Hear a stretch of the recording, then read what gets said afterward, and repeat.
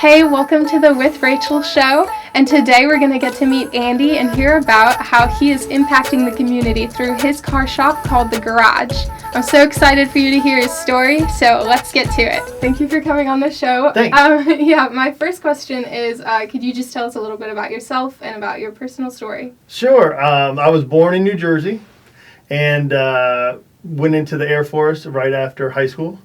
And so served in the Air Force, and then in 98, so in 85 I went in, 98 I was in a real bad Humvee rollover in Saudi, and went through a lot of rehab. I was in a coma, went through rehab and stuff, and then eventually fought a lot and got a medical retirement. That's the quick version, really. When I was in the military, I started bending glass, making neon signs, so I started a business doing that on the side. And so when I got out of the military, I continued with that.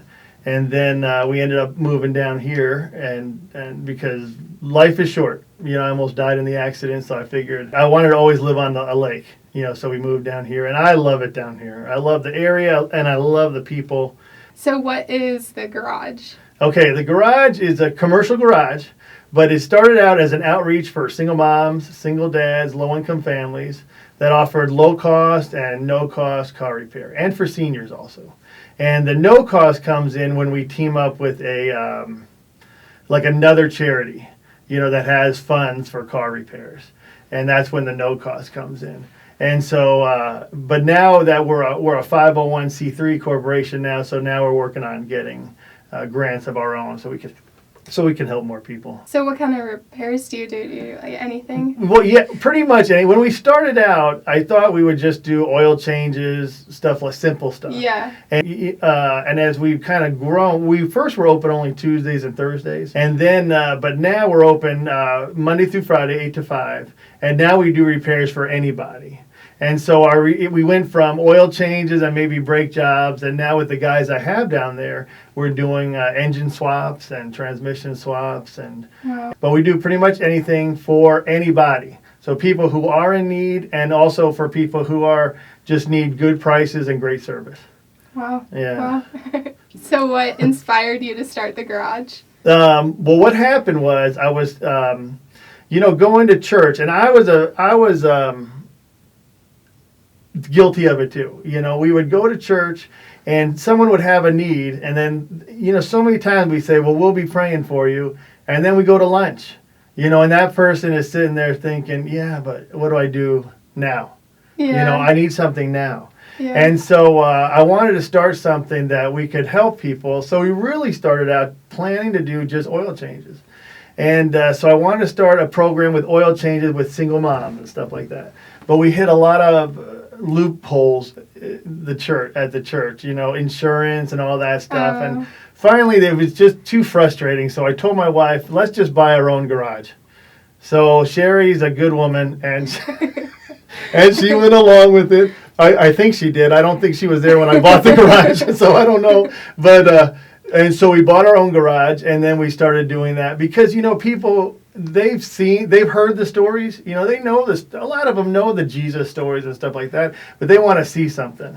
And that's what I wanted. I wanted to show them that Jesus cares. Show them that Jesus cares. And then from there, God has just opened up opportunities. As far as, I was very naive, I didn't know people lived in hotels. I didn't, I even had people come in who were customers who didn't need discount rates. They were regular customers kind of, and they would come in and say, well, why don't they clean their cars up? And at that point I was sensitive enough that I was offended, but it was a great teaching opportunity to teach that person, that these people, it's between fixing their car and maybe buying food.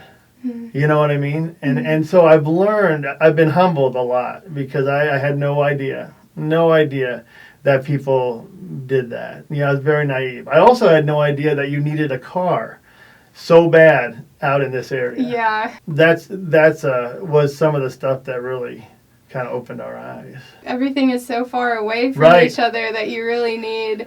Like, you can't get anywhere. If you don't have a car, you can't go to work. Absolutely. You can't do anything. Yep. And they even said statistics show that transportation is the number one obstacle for getting out of poverty. So when you think about it, if someone needs to go to get a job interview, they need to get the job interview to get the job. They need the job to bring in money. They need the money to buy a car. But yet they can't get to the job interview because they have no vehicle. Yeah. So it's like a circle. Yeah. You know what I mean? It's a circle for work, for school, for doctor's appointments, groceries, all that stuff. How do you envision the garage helping the community in the future?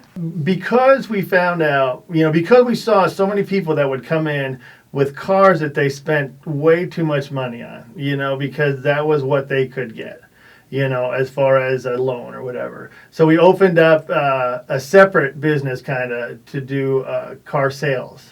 So what we do is we do car sales, we keep the payments low, the down payment low, and then we don't charge interest, just to get people back on the road. That's one of my biggest things that I speak about, is that people always have like a car for sale, or they know someone selling a car, or they're going to trade a car in and not get much for it.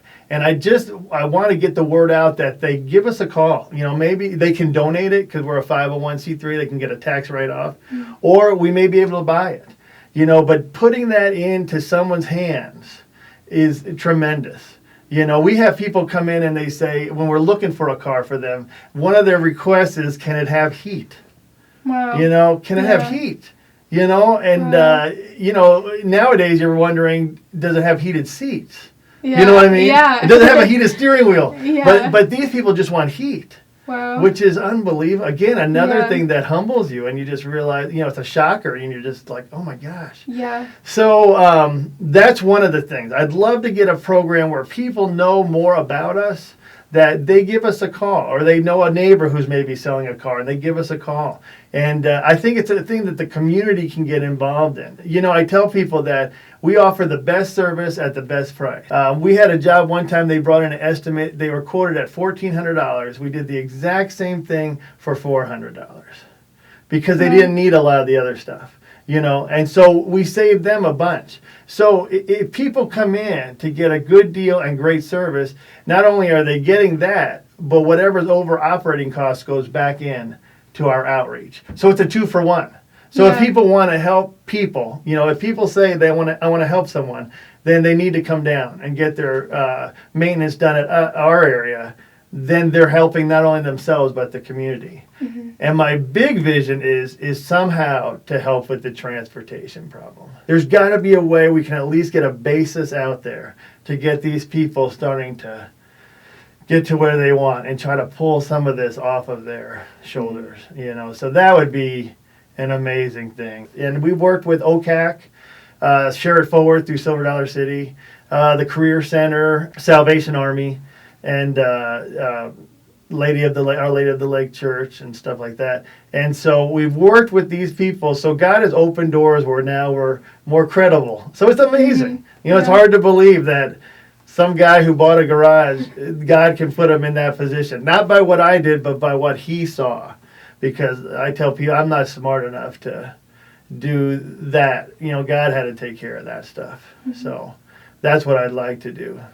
That's my vision. Nice. Yeah. Good. And to be on with Rachel. Yeah. And here I am. So I can check that off my box. Good. Just like this virus, that's going around. Yeah. I think this could be our greatest time. Mm. I think this could be one of our greatest moments if we join together and help each other rather than hoarding everything, to show not only other people, other states, other towns, but the world that we care. And it crosses racial, religious boundaries, racial boundaries, lifestyle boundaries. It crosses all that. I think this could be our greatest time.